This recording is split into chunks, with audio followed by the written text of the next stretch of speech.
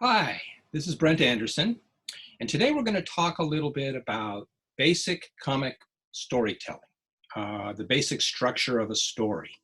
And before we'll get right into it.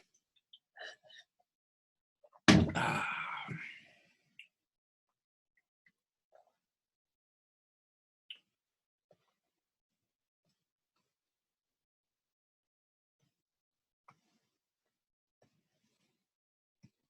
and there we are. All right.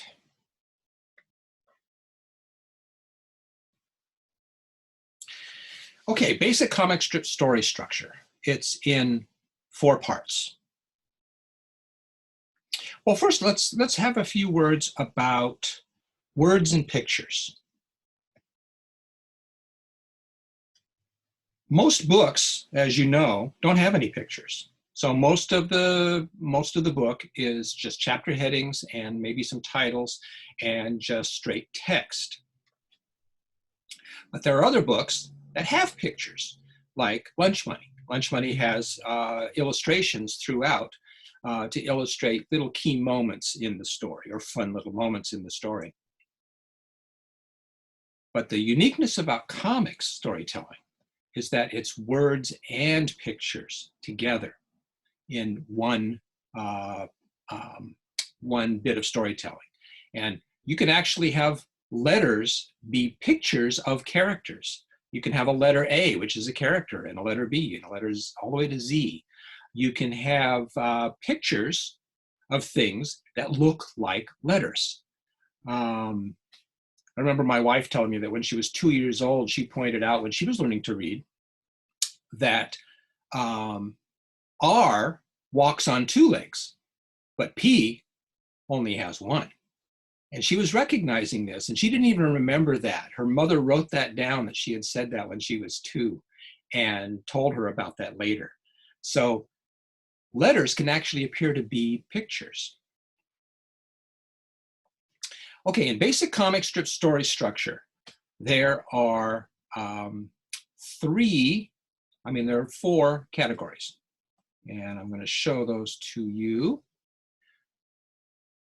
You have an introduction, provide a conflict, have a climax, and then a resolution. In the introduction, you introduce the characters and the setting. And in this panel, you want to show clearly what your character looks like, who they are, and the world that they live in, their environment. Then you introduce a challenge to the character or characters in the scene. There's an action, something happens between panel 1 and panel 2. And this, you might introduce a new character and or a challenge from the environment.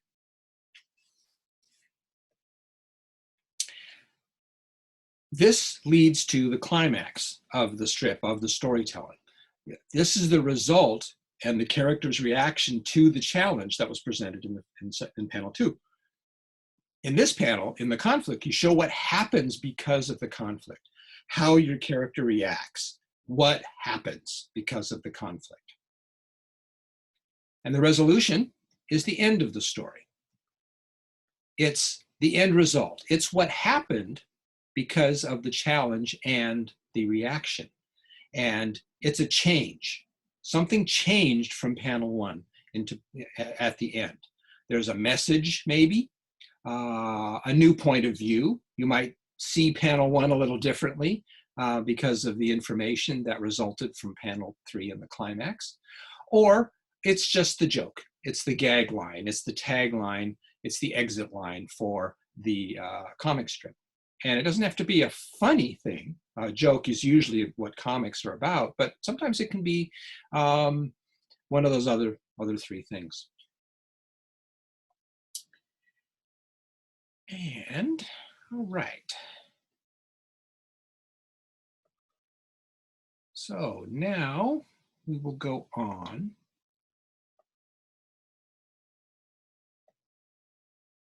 to, let's see now. Okay, now we're going to go to, oh, I just did that. Okay, bear with me a second. All right.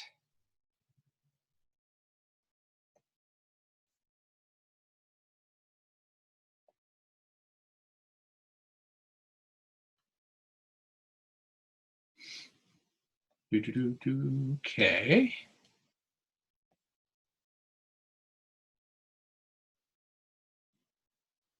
All right.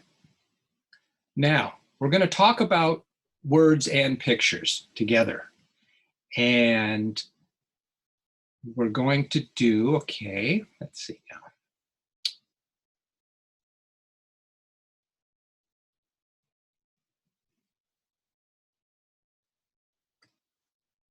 Okay, now these could be letters of a word, or they could be pictures of something. Now, if they were letters, they would be either 4 capital I's on a row, and that would be pronounced I guess, or they're 4 small L's. Oh, but that doesn't really say anything. It's not really a word, is it? They could, but as pictures, they might be a row of fence posts or telephone poles or the slits in a little fan screen on your computer or something, right? But there's not really enough there to tell whether it's letters or whether it's pictures. But if we add in a couple of lines, we can get the word hi. And now that says something. It's hi with an exclamation point, meaning hi, hello. Well, how would we do that in pictures? Well, we might draw a hand waving. But since there's no actual movement in comics, you have to add something to that. So we're going to add a couple of lines here. Let's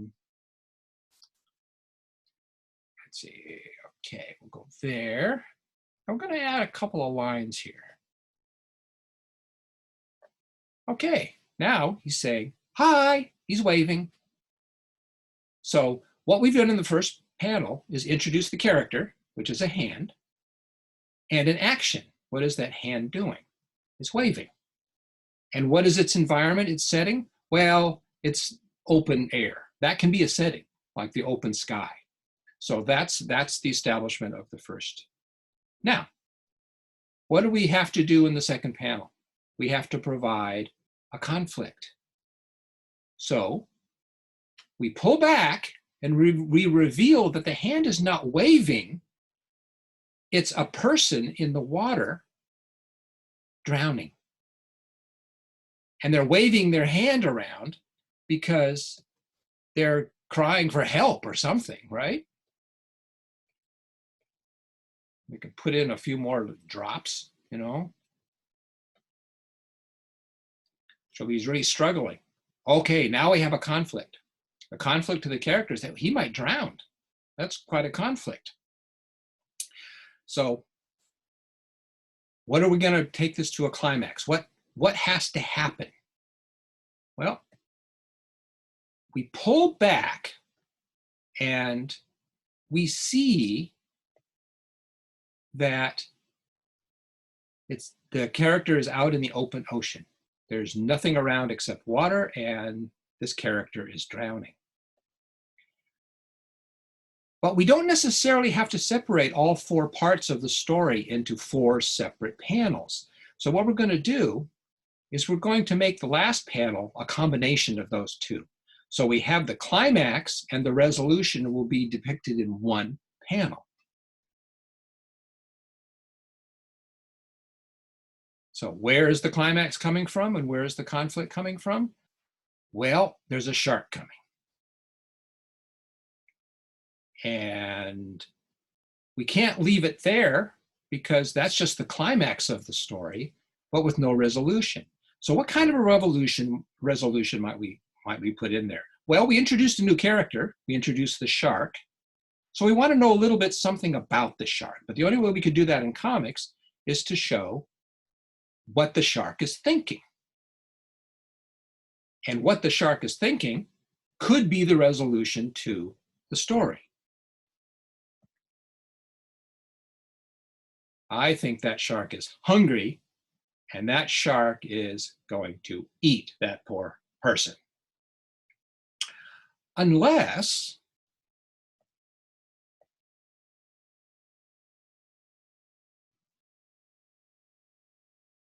lunch. And I'm going to change the title. I will back up just a little bit. I should have done this already. Change the title to help. It went from a strip called Hi to a strip called Help.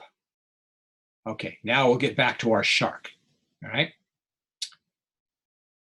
The shark's going, lunch? Is that lunch?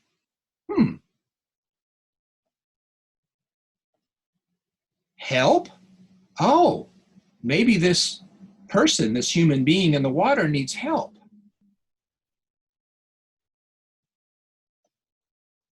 Friend.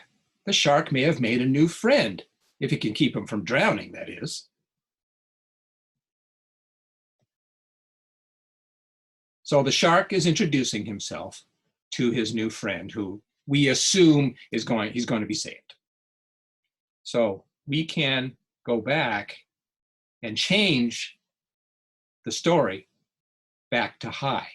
Now you see how the story changed from the first panel, and then the resolution showed you the change that had happened. You thought that the hand was waving Hi in the first panel. Well, what changed was the character needed help.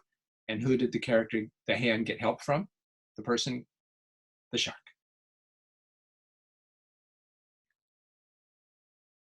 All right, now let's see.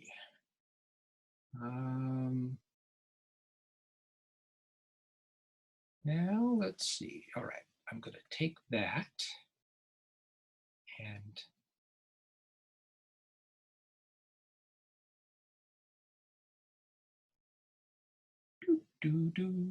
story structure.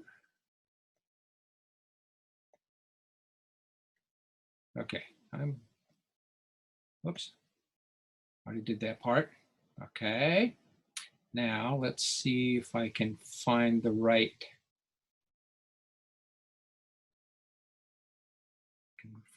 part. Okay, I'm going to pause this for just a moment.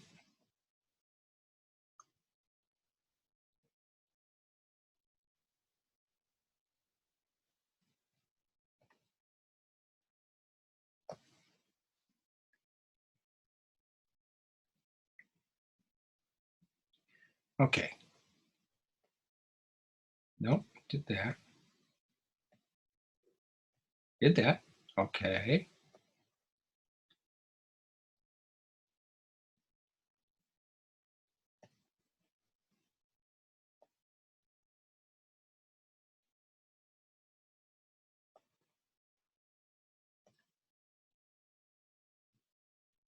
Okay, so let's see. No, dang it. All right. Okay, there we go. That's what I wanted. Okay, now you'll have to pardon me here. Okay, we're going to start the video again. And okay, so now we can use what we know about the basic comic story structure and show you some examples. It doesn't have to be 4 panels, just as we saw before, that it could be actually 3 panels. Well, this one down here is 5 panels.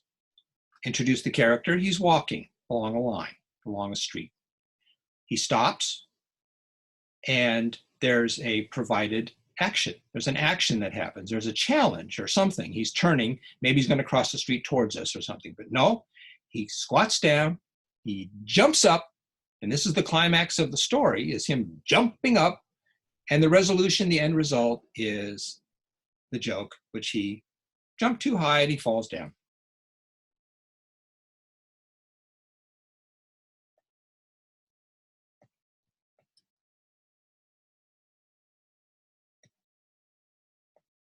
Now, here's another example. This is what's on the front of my sketchbook cover. This is another 5 panels.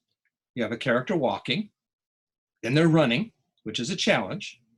Go from a walk to a run is a challenge, and then jumps up, and then comes down to for the climax. The climax is him landing and then springing off, and the resolution is the character is off flying. Starts out walking, ends up flying, and you'll see the eye flow here goes boink, like that.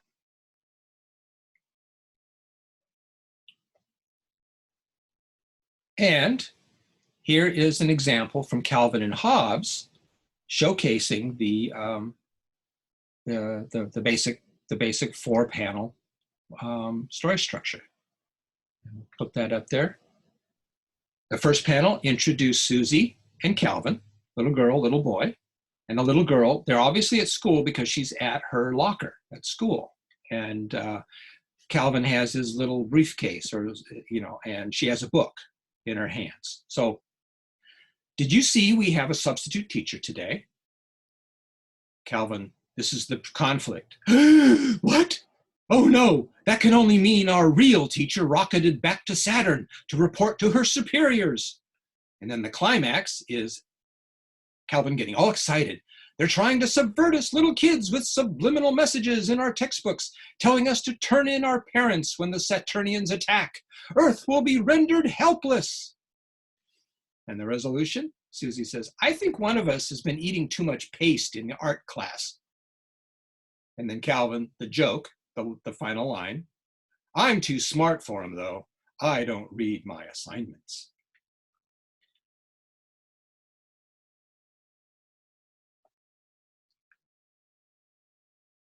And I think we have one more here. There we go. Yes. I'm going to zoom in on here. Okay. This is a Sunday from Calvin and Hobbes, and it concerns writing and drawing comics, actually. So in the top panel, Calvin is introduced. First, what he's saying is introduced, and that's also something you can do, where you have a balloon before you actually see the character. Here's a box of crayons. I need some illustrations for a story I'm writing. You can draw something besides tigers, can't you? Sure, leopards, pumas, ocelots, you name it. Obviously, Hobbes can only draw cats. And here, we started a new story here. This is called an intro in comics for Sunday comics. So it's a cartoon all on its own. And it was done in 2 panels. So now we're going to start a new one that's told in 1, 2, 3, 4, 5, 6 panels. Setting, Hobbes as the plushie toy, Calvin holding papers, and Dad's coming into the room. Here, Dad, read this story tonight. I wrote it, and Hobbes illustrated it. This is Calvin's bedroom, obviously. He's in bed. Okay, says Dad. The dad who lived to regret being mean to his kid. What are you pausing for? Keep reading. Barney's dad was really bad, so Barney hatched a plan. When his dad said, eat your peas, Barney shouted, no, and ran. Peas, Barney. In case you don't think that your drawing is that good or is showing it, label it. That's okay. In comics, you can do that. So this is the peas, and this is Barney. Barney tricked his mean old dad and locked him in the cellar. His mom never found out where he'd gone because Barney didn't tell her. Door, key. There his dad spent his life, eating mice and gruel. With every bite for 50 years, he was sorry he'd been cruel. The end. Mice. Barney's dad, he's looking pretty sad. You know how a lot of stories have morals to them? I get it, says Dad. Remember what I said about characters? I mean, the final, that's the joke. And the message that Calvin is making fun of is the moral of the story. And the joke is Dad saying, oh, he's just been had by Calvin. Okay. Now to finish up, let's see.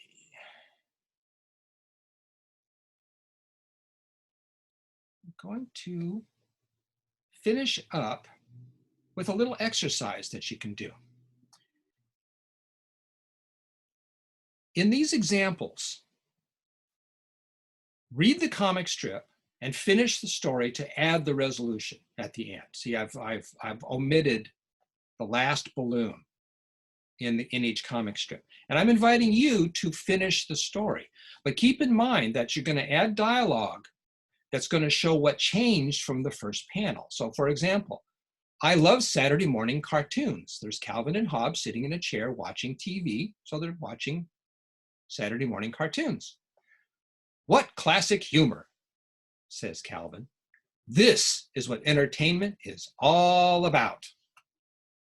Now, what might Calvin say to change his view or have some change happen in the last panel? I'll leave that up to you to decide. And also, in case you're familiar with these comic strips and you know what the ending is for each one, that makes it all the more fun to examine, to explore what it was Calvin actually said, and then see what changed from the first panel.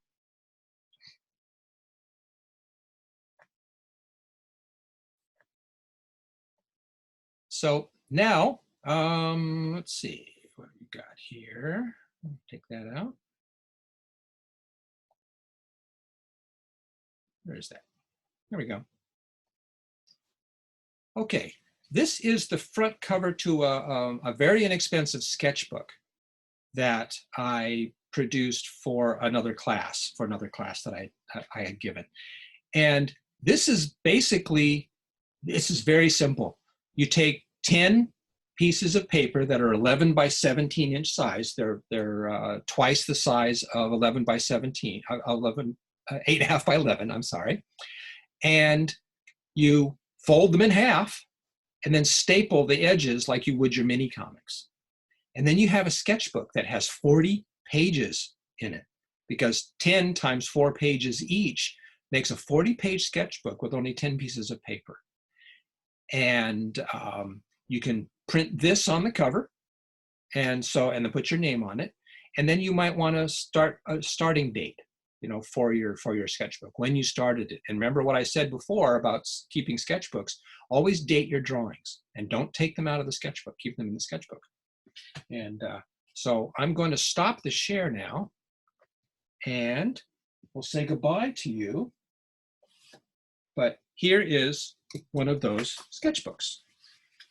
Now this one might have 20 pages in it, which makes 20 times 4 to 80-page sketchbook. But principle's the same. You just get 11 by 17 paper and fold it in half and then staple it in 3 places along the edge. And then you have your printed one on the outside, and now you've got your sketchbook. Okay. I think that's going to do it for me for right now.